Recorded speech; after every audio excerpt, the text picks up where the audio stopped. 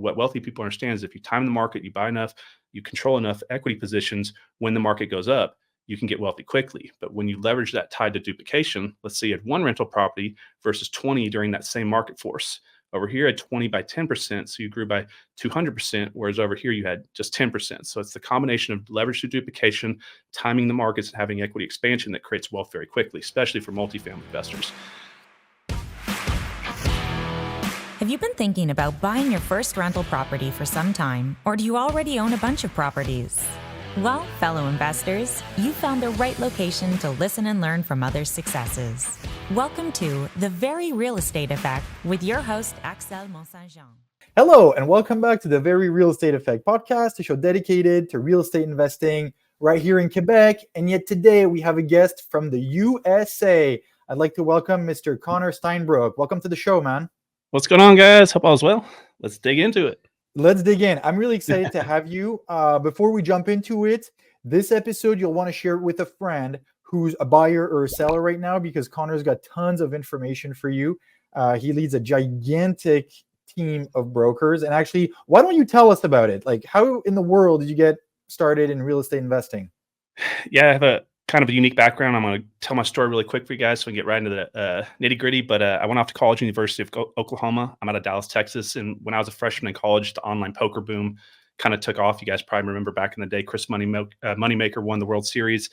And basically every college kid's head in America exploded and said, I can get $20 from my parents and turn into a small fortune. That's essentially what we all try to do. And over the years, I just started playing with pennies and dollars and tens of dollars. Then I worked my way up. And for about 8 years, I was one of the top online poker players on the internet.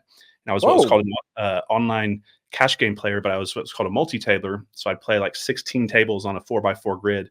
Now, we're not actively engaged in every hand. We're spot selecting. So we may be in like 2 or 4 at a time, but we're folding off bad hands and bad positioning.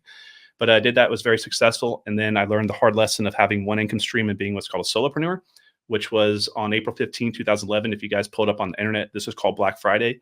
The U.S. Department of Justice seized Full Tilt Poker and PokerStars and shut down some of the biggest poker sites. Yeah, and literally overnight, I woke up a decade of my life committed to one skill set, and then it was no longer valuable the next day. So it'd be like if you guys had someone wake up tomorrow and come to your house and say, turn in your rental properties, turn in your real estate licenses, the real estate industry's done. And I was very mature about it. I gambled off the rest of my money through what's called tilt. So some of you guys know what tilt is. It's just an emotional shifting when we're losing, that we chase our losses and we make bad decisions emotionally than we would if we weren't tilted off our normal mindset. And so I made some bad mistakes. I gambled off everything I had on blackjack and craps, and I ended up having to move back home with my parents into my sister's old bedroom, as bad as that sounds, because mine was now storage. But here I am in my late 20s, broke, going into debt, had sports cars, diamond watches, and $1,000 nights at the bars, and trying to figure out what happened to me. And this was kind of like a dark window of my life where I really fell into like a dark depression. And in fact, one point I was even suicidal at that point. So if you guys are getting to that point, just know those thoughts pass. And I try to be very open with that, because I have a great life now and I don't ever deal with those thoughts. But at the time it's always surrounding me. And it wasn't that I ever wanted to do it. It's just that I thought that my best days were behind me and my worst days are ahead of me. And it created a very defeating mindset. But I just want you guys to know that the future, no storm lasts forever. So just keep fighting. But I came heavily into. Wait, do you still go to the casino once in a while? Yeah, I actually almost final table a couple World Series of poker events at Choctaw Duran a month or so ago. Wow, I got 2 11ths and a 15th, but yeah. So like basically like I was trying to figure out what I want to do. So I basically waited for online poker to come back for 2 years, and along this way I fell into personal education, self growth quite heavily.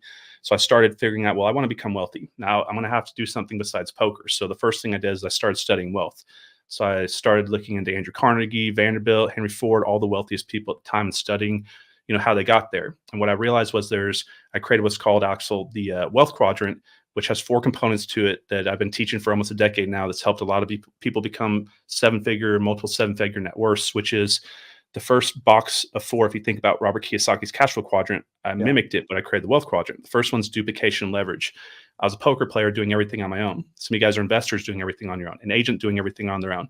But you're going to run out of time. You're going to get sick. You're going to have family issues, divorces, grandchildren, all sorts of life liabilities. And those, as you scale, you're going to run out of time. So the first thing I realized was I have to have multiple rentals, multiple employees, multiple people on the team, multiple YouTube videos, multiple something. So I realized duplication is the center of leverage, and leverage is the center of wealth creation. So I realized I was doing it all wrong, doing it on my own. So I always had that in the back of my mind. And then the second thing was I had one income stream. And this is what really took my life away was I was only playing poker, and I'd made enough money that if I was buying rental properties, buying multifamily, storage units, anything like that, I would have secured a secondary income stream. And then when that first one would have went away, I could have leaned on that last one. But instead, I didn't prepare, and I was too young and too naive to not know that good things kind of don't last forever. And so when it disappeared, it took me 7 years to get back on my feet. I went into debt $100,000, and it was a very tough time for me. So I learned the hard lesson of multiple streams of income, not as a way to increase your income, but it's an insurance policy for if you have one good income stream or two that goes away. So if you have all profitable income streams, yes, it's going to increase your income. But really, I want you to think of MSI or multiple streams of income as an insurance policy if your primary income stream goes away, so you don't have time to get back on your feet. And then the third thing is there's 3 income streams in business. You have active income or time traded, which is wholesaling, flipping, 9-to-5 jobs, sales of any type, where you can make a ton of money, but as soon as time stops, in the very near future, your income is going to go away completely. And this is where most people spend all their time. But the other 2 income streams in net worth building are equity models and passive income. And so the other 2 boxes are equity and residual income. And the reason why equity and residual income are so important is because the way they play with time differently, like what I was just talking about. So equity is not directly tied to your time individually. You're not a solopreneur. If I bought a couple rental properties, bought a couple stocks, got hit in a car wreck on the way home, went into a coma and woke up 2 years later, and the markets had risen, let's just say 10%, what just happened? 0 time allocated for me because I'm sleeping, but my net worth expanded. So it's a time avoidance, equity expansion, wealth creation tool. So what wealthy people understand is if you time the market, you buy enough, you control enough equity positions, when the market goes up, you can get wealthy quickly. But when you leverage that tied to duplication, let's say you had 1 rental property versus 20 during that same market force. Over here at 20 by 10%, so you grew by 200%, whereas over here you had just 10%. So it's the combination of leverage to duplication, timing the markets, and having equity expansion that creates wealth very quickly, especially for multifamily investors. And then the last one is I realized all these wealthy people that have the life that I want have some type of recurring income stream. And that's when I was really going into personal education. I read Rich Dad Poor Dad, and I wanted to buy rental properties is really what I wanted to do at the time. So I went into insurance and real estate at the same time. I started wholesaling. Sorry, so you said you went into insurance as well?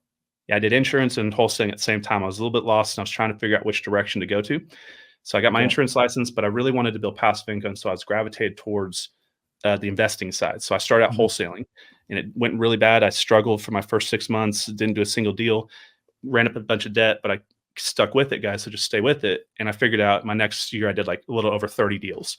So the first 6 months was brutal, and I figured out, so just stick it out, guys. So I went from wholesaling to flipping properties, and I moved primarily into just traditional buy, fix, and sells, rehabbing like you see on HGTV. And then I started building my rental portfolio. And the way I did this was I started getting homeowners to owner finance their house to me because I wasn't bank financeable. So I went from wholesaling, flipping to rentals to the creative financing space. So I was buying houses from the seller direct with owner financing, but then I was also selling houses and creating owner finance notes and then discounting those notes and selling those notes. So I stayed in the creative financing space for quite some time. And then along the way, I started buying land and mobile homes and things like that. And then I started a YouTube channel called Investor Army, which from the investment world, this is where a lot of you guys know me. I haven't been too active on that channel since the pandemic. I've been borderline, do I go back and launch it again? But that's when I started getting out there. And it grew to be one of the larger channels for the investment space on the internet. And I was just teaching people specific residential real estate investing strategies. And that's when people started reaching out to me about the brokerage, eXp Realty. And I wasn't licensed. And for 2 years, I kind of blew it off. And finally, I was at an event for an investment event, and I got put into a speaker's house. And the number 1 eXp agent in the world I stayed with for 3 days showed me he was making a 6-figure a month recurring residual income with no debt, no tenants, no back management, no traditional things I was dealing with. And I was like, you prove this to me, this is real, I'm going to get my license. And that's exactly what happened. And then that was right as 2018 started. We grew to 150 the first year, 300 the second year, 600 the third year, 1,600 the fourth year, 2,400 the third year or fifth year, then 3,100. And now we're sitting between 3,300 and 3,400 agents in 17 countries, all 50 states, every Canadian province. And we sell like 1,000 houses a month. But that's as fast as I can tell the story and get it out. But now let's get into some questions I can help with. But so I have so I do both sides of the business, and but that's really kind of my story. Okay, well that's a fair amount of material to unpack here. I told you I was going to go fast and a lot. Sorry? I told you guys I was going to go really fast and cover a lot real fast. Yeah. So I mean, there's a lot to unpack, and I really like how you structured, the wealth quadrants. I just want to focus a little bit towards the end here about building the brokerage. I mean, you didn't have your license, and it was literally another broker who was like, here's what I'm doing, you could do it too. And then from there, in 6 years, you build a team of 3,300? Yeah. So we were the number two last year. Our organization, Wolfpack, was number two globally at EXP Realty, which is the biggest independent brokerage and number one transaction count brokerage in the world. But we grow through a 7-level network marketing override growth model. So what I do is I help partners come over here and I teach them how to grow their businesses and scale their business. So really what I do is I'm a leadership coach and Mhm. teaching people to scale their business. And as I have different businesses growing inside my business, I override those businesses. So I started out my first year and I recruited 40 people personally. So 40, but I trained those partners and helped them grow their businesses. And we ended up And those were with, brokers. yeah. Then they can be sales Okay. agents or brokers. It doesn't matter. Either or, Okay. And so you but you do started have to have locally. That was in Texas. I personally started locally as my home base, but the big benefit of EXP is it's cloud-based brokerage. You can do this globally. So there's 24 nations that EXP operates in, and you can attract and build your team across state and country lines. Mhm. You don't carry the liability. You're not going to be the broker. EXP is going to carry all the and they're the broker. But you just have to go out there and attract people to the business model and then grow the team. So what the Wolfpack really is, it's a shared compensation line within the EXP brokerage model, where we give out free coaching on investing, social media, lead generation, communication, Yeah. self-development. And pretty much we created a system on top of what EXP has, and we're known as the Wolfpack organization globally. Okay. So then, okay, and I'm going to make a parallel and a little bit of the devil's advocate here. I'll have to. I'm apologizing already, but like, okay, I hear a little bit about Keller Williams having the competition, having like a fabulous mentoring program. Now, like, Yeah. what do you guys offer on top of that? Just so I understand, because to be frank, like as an investor, I meet a lot of people who actually wanted to get in real estate investing, but they didn't really know how, and they got their license thinking that it's really going Sure. to help them. Now, it gave them the opportunity to learn how to do transactions, but I'm always amazed by the number of brokers who actually can't crunch rental properties. And so I know there's kind of like multiple sections to this question, Yeah. but first of all, like, what do you offer compared to, like, let's say a Keller Williams, and then what makes you so different? Yeah, so Keller Williams came about and brought what's called the 7-level profit sharing system into the industry. So KW is the biggest real estate conglomerate or brand total, but they're a franchising brick and mortar model. We're a cloud-based independent model. So we operate through technology. So we have a virtual building in the sky essentially, instead of having the overhead costs of the brick and mortar. Now, Gary Keller's genius in what he did. He's done a lot for a lot of people in the industry, but they share profits 7 tiers deep. And that model built the biggest conglomerate company that we know of as far as a brand in real estate. Now, Mhm. our founder, Glenn Sanford's an incredible individual. He built EXP off the mentality, like the Zig Ziglar principle. The more you help people get what they want, the more you're going to get what you want. And so he was a top 50 producer, or was right at the top of KW, because Glenn had a tech background. He's the founder of EXP Realty, my brokerage. And so when he jumped into real estate, his tech background led him to be an online lead generation pioneer. He was generating leads on the internet using things like Google pay-per-click.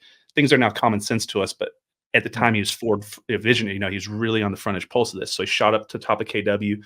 Then he split off along the way to build his own brokerage. And what happened was he was going into the 2008 crash.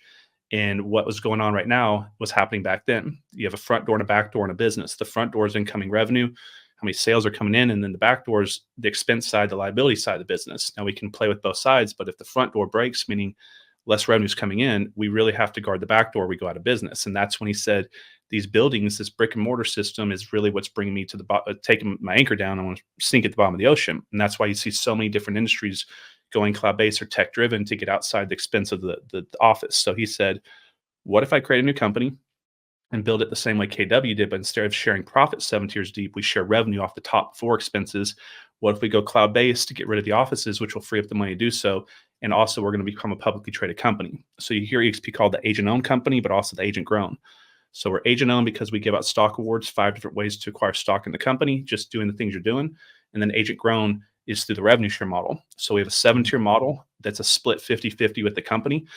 So if a dollar comes in of revenue to EXP, 50 cents goes left to the company to pay the employees to run the business, and 50% goes to us, the agents, to grow the business. So the difference between KW and what EXP does is we pay off the top through revenue sharing before expenses, not after expenses on the bottom. So Mhm. we don't have the same expense overhead that we traditionally have, with a brick and mortar model. Now, what this allows for is, because the money's not going into the assets and the buildings, we can invest heavily into coaching and training. So we provide more tools, more coaching, more systems, more CRMs, and the money's more invested in the agent instead of the asset, if that kind of makes sense. I'm explaining that. So we give Yeah. out So EXP gives out social media coaching, AI coaching, like pretty much anything and everything. So most brokerages do a pretty good job on talking about that type of stuff. But what they really don't go into, a lot of companies, is like the investing side of the business. EXP touches on a little bit. There's going to be some classes here and there, but what we did was we filled in kind of the gaps. So I come from an investment background, so I brought a lot of my investment coaching and training to the Wolfpack that we give out for free. I also come from a social media background, so we give that out for free. So what we did was we said, here's EXP's buffet. It's got a lot of great stuff on it, but let's put our buffet on top and fill in the spots and the dishes and the things that we think they left out. So we focus heavily on mindset, self-esteem building, and personal and emotion management. We also focus on just traditional time blocking and time management, communication skill sets, social media, AI. So we have a lot of different coaching and trainings that we do. Now, as far as like KW as a whole, it's hard to tell because there's going to be different teams and groups within the company, some good, some bad. Some are going to provide more, some are going to provide less. And since I've not been inside the walls, I can't really speak on what they have, but it's just a little bit about what we do. But that's kind of the big difference between the two. Is one's a cloud-based independent that has stock awards and ownership opportunities in the company, which is really how investors think. They think residual income, equity, which is why I was attracted to the business model. And then I wasn't licensed for almost 7 years before I saw EXP. And the way I saw my business was like if you took a T chart on a piece of paper and just drew a T, and you put traditional on one side, and then investing on the other side. So traditional would be just buyers and sellers representing as an agent. And then if you took the investor, put it on the other side. If you look at wealth creation tools that we talked about, active income, residual income, and equity models, investors have active income through flipping and wholesaling. They have equity through ownership of the property, owning rental properties or multifamily, and then they have residual income through rentals or notes or cash flow. But then on the other side of their business, they usually just have transactions, meaning I can sell a house for someone or help someone find a house, but then they don't have ownership, and then they don't have residual income. So when I saw what Glenn did, I was like, you brought in wealth creation tools to the agent world, meaning you now have stock awards giving you equity opportunities, and you have the revenue share model giving you residual income. And so I saw it, and I saw now on both sides of the business, I can create active equity and residual income streams, which is going to give me the ability to get hyper aggressive on the money I spend in my business because it minimizes my risk. Because now whatever lead comes in the office, whether it's a high price point or low price point, high equity or low equity, it doesn't matter. I'm going to have the highest and best use of it. And so for a long time, guys, I came up in the investment space and I was told, don't get a real estate license. It's going to create extra liability. I'm actually frustrated that I didn't, because I've realized I probably left 7 figures on the table, not just because of EXP, but all sorts of different reasons. I vividly remember getting like phone calls wanting $500,000 for the $500,000 house and being like disgusted trying to get off the phone call because I'm trying to wholesale or flip. And if there's no equity, it's a waste of lead to me. But as an agent, that's a $15,000 check. Also, what I realized was when I buy a house, let's say I buy Axel's house here locally, he can either stay in my market, upgrade or downsize, or move locally. Exactly. I can find the next house. Or if he's moving to any state, I didn't realize what's called a referral deal. Let's say he's moving to Florida. I can connect him with an agent in Florida, and they're going to give me a 25% referral deal. So I realized I'm going to pick up referral business. But also what I realized as I started growing my team is not all agents want to be investors, but they come across investment properties. So let's say the average price point of the agent is 500,000 to $1 million, pretty houses that they don't want to have a junky little rundown beater house up with their brand. You know, if they're my team, they're not going to take that down if they don't buy rentals. They just send those leads to me. So it's kicked back a lot of leads that way. I can get more aggressive on marketing. So there's just lots of benefits. So also, like as an investor, what I realized was that for liability purposes, if you guys mess up, you get sued directly your company. Whereas an agent, you actually have liability protection because you have what's called errors and omissions or E&O insurance. So it's all kind of opposite of what people told me. And then also when I started going out to houses and as an agent, when I sit in front of a homeowner, I got solutions on the top side and the bottom side. I say, if you want to put the house up there for a little bit longer and see if we can get you max value, we can go this direction. Or if you want to get rid of the headache and give up a part of your equity to just get over it with a guaranteed price and a guaranteed close date and move on. So you're giving them options. Plus they're also more likely to work with you if they think that you're an agent, because they feel like they have some type of recourse and the ability to come after you, as compared to if I clone myself. One I'm an agent, the other one I'm not, but that's the only difference. This person over here to like someone like my parents would seem more risky because they're not regulated, right? They don't have a license. So they're not professional. It actually helped me get more transactions. But so if you guys are interested in getting your license, you want to work with me, just hit me up. But that's really why I made that decision, kind of going about it that way. Okay, look, in total transparency, you kind of went exactly against what I've been believing. And for a while, people were like, oh, you should get your license. You're very involved in real estate. And I was like, nah, I feel like it's going to be a distraction. I don't want to do the transactional. Okay. Yeah, you don't have to. So I've done like No, one I house. Yeah. yeah. Go Yeah. ahead. Well, maybe you Go ahead. should have told me that like 6 years ago. I wish I was told 6 years. It took me 7 years to get my license, but, that's also why, like, that thought also is why I probably didn't either, is for one, as a time investment, I'd have to slow down my active business, and I didn't want to step away from it, but I didn't wanna go out there and be showing agents around and driving. But when I realized that I could build the revenue share model, and I don't have to sell houses, and then if I do get a retail lead, I just give it to an agent on my team and take a referral split. That's really what made it make sense for me because there's only 90 hours to get my course. So I was like, even if I 90 don't build it, hours? That's it? yeah, it's 90 hours. Some states are like 40 to 60. It's Oh, pretty easy to wow. Oh, knock it's out a much license. longer here. Yeah. And so Okay. I was just like, I'll just do referral deals. And, but that was really, I think, where I got limited in my mind was extra liability. I don't want to actually be like showing people around. And then I didn't understand that I could give those leads out as referrals and not actually have to work them. And as some of those things kind of cleared up in my mind, it made sense to go about doing it. Mhm. So you also mentioned like that EXP gives a lot of coaching on mindset, on growth, on personal and self-confidence and all that. You clearly if that's what you evoke and that's the what you share. How does that manifest itself? Like, what does it look like for, let's say, a 25-year-old broker that's just joining your team? Yeah, well, EXP does a little bit on that. That's mostly just within our group. So the Wolfpacks, we make about 3,300 agents out of about 87,000. So EXP has its own value proposition. We as a group inside of it, but the mindset is the most important thing because so a lot of people focus on skill sets, skill set acquisition. Like, how do you optimize video? How do you understand AI? But if you understand something, but you go to apply it, but you're not mentally strong enough to take it on and push past adversity and get back up once you're knocked down, it doesn't matter how much information you acquire. So we're in this modern world where it's about data accumulation instead of data implementation. So I tell people there's kind of two big distinct areas of your mindset growth, which is the knowledge, wisdom, and information that you acquire, but then also the mental strength, the perseverance. Can you stand up once you've been beat down? And this is so much more important. And most people struggle in life and business, not because they can't do it, it's because they convince themselves they can't do it. And they have a poor self-image of themselves.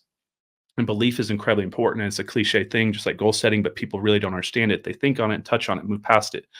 But let's say, Axel, I called you and I was like, hey, your best friend just died in a car wreck. That's a thought that I gave him. Now, what would Axel do? Would you start crying probably if this was like I'd be your father? sad. I'd Yeah. be So very like sad. most people would see tears coming out of their face. If you put a heart Mm. monitor on, they'd see their pulse increase. But then if I call Axel back and I was like, just kidding, your dad's right here. We were a little drunk. We thought it was a funny joke. And now we realize it wasn't. What that means is he was alive. But the acceptance of a thought that I put into Axel's mind that he believed, just the acceptance of it, the belief of the thought changed the physical feeling in the body so much that his body changed where tears came out of his face. And the reality is never there. So this is where belief issues super important, because if you believe that what you're doing is not going to pay off, you're not going to continue on taking a risk. So what kills businesses is fear. So fear is a present thought that we touch on that's not real, but it's what we expect that could happen in the future. The worst case scenario that we create in our mind, the dragons, the monsters, the negative outcome. But we have fear of a future outcome that we can't stop thinking on over and over and over in the present. It can actually shift what we do as far as our actions in the present that self-manifest or lead us to have that fearful outcome. Now, on the opposite side of fear is what's called, if you guys understand what's called the law of polarity, which means it's a universal law. I think it's number 10, which means you have to have one and the other, up, down, left, right, inside, outside, positive, negative, day and night. So there's always an equal to opposite reaction, a law of reciprocating energy. Mhm. So the opposite of of fear is faith. So we're not talking about religious faith. We're talking about the faith that if an investment of money, time, or energy or motion is given, that the faithful outcome, the positive outcome will come back in. So if I put this marketing campaign and send out a direct mail, I'm not just going to lose my $5,000, which is the fear thought. It's those $5,000 are going to come back with 2 deals of, I'm going to make 30,000. So whichever one we accept in the mind, as far as the future outcome, is going to directly determine, do we take risk today? So risk is in the middle between fear and faith. And so mindset and belief systems and understanding how you think and act and how your body works with your mind are super important. We do high level coaching on this because, like I told you guys, I hit rock bottom. I broke myself in every way. I had to fix myself. And so if risk is high enough, you're not going to take that risk, and that's fear is going to win. So let's say like Axel likes some girl and he doesn't want to go ask her out because he's scared she's going to say no. That's the fear. Fear is ignorance or incompetence on what we don't know. So if he doesn't know the answer, if she's going to say yes or not, it increases the risk. especially if he heard someone, well, she may not like you. But what if he kind of finds out later that she told her best friend, now the knowing came in, now you're no longer incompetent, you're competent on it, you have the information, the knowledge, the knowing. She says, oh, I think Axel is the sexiest dude ever, and I want to date Axel. Now you know that the likelihood that you go ask, the outcome's going to come, the positive one, she's going to say yes. So information came in, eliminates the fear, you push past risk, and now you get hopefully the faithful outcome. But it's all in the mind. And most people don't think about that because they don't even think that they think, and that their thinking impacts their future results. And what I realized a long time ago is our thinking process is the only thing that separates us from every living thing in this world, from a bird to a cat, to this pen in my hand, to the microphone. And so if that's the only separating, distinguishing factor in this world from us and everything else, maybe you should really think about our thinking. And that's when I started reading a lot on like Think and Grow Rich and Bob Proctor, Les Brown, Zig Ziglar, Jim Rohn, Earl Nightingale, and that type of stuff. But I really went down heavy personal growth and self-education. And this is what I help a lot of our agents understand, because if they're not strong enough to get back up when they get knocked down implementing skill sets, it's irrelevant how many skill sets they acquire if they can't keep them implementing and executing and expanding. Yeah. So well said, man. This is actually, as you were talking about this, it made me think about some of the things that I've gone through recently on some projects. And I know the value is there. It's been a tough project, but I know the value is there. And I'm like, it will pay off. It will pay off. And you know what? Even if I just break even, the amount of learning I got, no one can ever take this away. It's just that sometimes it's hard. It can be taxed. What was I saying? It can't be taxed or taken away, and it can't be stolen, right? So like nobody can get in your mind and take it away. So your personal value. So like what did it for me, guys, is like I was at a point where I was like, you wouldn't recognize me now. I was completely emotionally bankrupt, spiritually overweight, like every bad thing I could have in every area of my life. And my negative belief system towards myself was, I'm not good enough, I'm not talented enough, I can't do this. But that's what was holding me back. So I had to change the narrative about myself. And when I realized that the person I am today, I can destroy and recreate and replace tomorrow, I said, who do I want to be? And that's when I developed myself. I created myself like a video game character is how I saw myself. So I was like, think about like Zelda or Super Mario Brothers. What are they doing? They're acquiring magic potions and magic mushrooms and all these things that give them strength or powers. That is your skill set acquisition in life. So I said, what if I learn to speed write? What if I read faster? What if I type faster? What if what if you guys taught yourself a second language? What if you taught yourself how to do social media? So every skill set that I saw that I stacked on the others was me building this new version of myself and replacing the old one that's strong enough to lift the new one. So if you can't lift 100 pounds at the gym, what do? You lift it, you keep lifting lighter weights until you can work your way up. So if you guys are not having success, you do the same thing with growing your physical body, with growing your mental strength. But it happens over time, but you just can't measure it because it's in the mind, where you can see it physically on the body, muscles popping up, fat burning off. But your mind grows the same way your body does. And it also deteriorates the same way your body does. If you're not constantly using it, constantly keeping the mind sharp, you're going to lose a lot of those skill sets that you acquired. So it's a continuous lifelong pursuit of being excellent and being all you can be, and trying to pursue every area of your life, physically, mentally, spiritually, with your relationships. And as you start to design your future, you move towards that picture in your mind, because nothing can be created in this world by our mind without seeing it in the mind first. So if I said, Axel, go paint something on the wall, he's not going to know what to paint. But if I said, do the best you can to paint like the Mona Lisa, he's going to see the picture in his mind. He's going to paint a horrible Mona Lisa. Or even if when the Mona Lisa was painted, that thought had to be as a visual perspective in the mind. It doesn't just show up on a piece of paper. Unless you see it in the mind first, it can't be created in the real world, which is why if you guys understand and think of rich, whatever the mind can conceive and believe, it can achieve. So the conception of the thought, the visualization process is the start of everything you build, a business, a relationship, or anything. And then it's not just that you had the idea, you have to believe. You have to have that emotional attachment to involve in that idea. So remember, we're talking about belief. Just the belief of a thought can make your body, your tears come out, even though it's not real. So if you believe in it, it doesn't matter what's happening in reality or not. It's the conception of the thought, the belief, and then you can achieve it. You can have the physical result in the world. So if you guys, have ever read Think and Grow Rich, that's really what he's painting out there. What the mind can't even believe and achieve. There's so many applications of that in real estate and entrepreneurship. And thank you for sharing all this, because clearly you've done a lot of work on it. And I can understand the value that your team and your brokers get. Well, thank you. Yeah. I mean, it's what I like to do, because I was so lost in life and I didn't know what I was doing. And this was really this was the genesis of my life transformation, was really studying thought processes, communication, and how our mind, unconscious and conscious mind, works together. And I know that's not like what you're thinking when you're going in business. You're like, I want to learn how to do marketing and direct mail. And like, I want to learn how to like, what do I say when someone says this and how to overcome objections? But you got to get the mindset right. And then if the mindset's right and the person's fixed, then when they acquire the skill sets, they now have the foundation to build a business with them. So really work harder on yourself than you do on your skill sets, and it all catch up and pay off in time. And that's really the conclusion of this. Thank you so much for sharing all this, Connor. It's been a pleasure having you. In fact, let's plan for you to come back on the show a couple months from now. Yeah, I can do that. Just let me know. All right, let's do it. Thank you everyone for listening. As I said, you want to listen to this episode and you need to share it with a few friends because they have a lot to learn and take out of this. So Connor, if people want to find out more about you, what's the best way to reach out? Yeah, I mean, the best way, guys, is don't try to like email me. If you want to, work with me at XP or something like that, or you just want me to follow, shoot me a DM on Instagram. It's just Connor_Steinbrook. And I do have my old Investor Army channel out there. I'd say 90% of it's still highly relevant. Some of it's a little bit outdated based off of time changing, but there's like 300 plus videos out there. It's still out there. And then, yeah, that's probably the best way. If you're investment stuff, go find my Investor Army channel. And then if you guys want to talk about potentially working anywhere in the world that EXP is in, just let me know. Shoot me a DM in Instagram. Boom. And you know how to reach him. All right.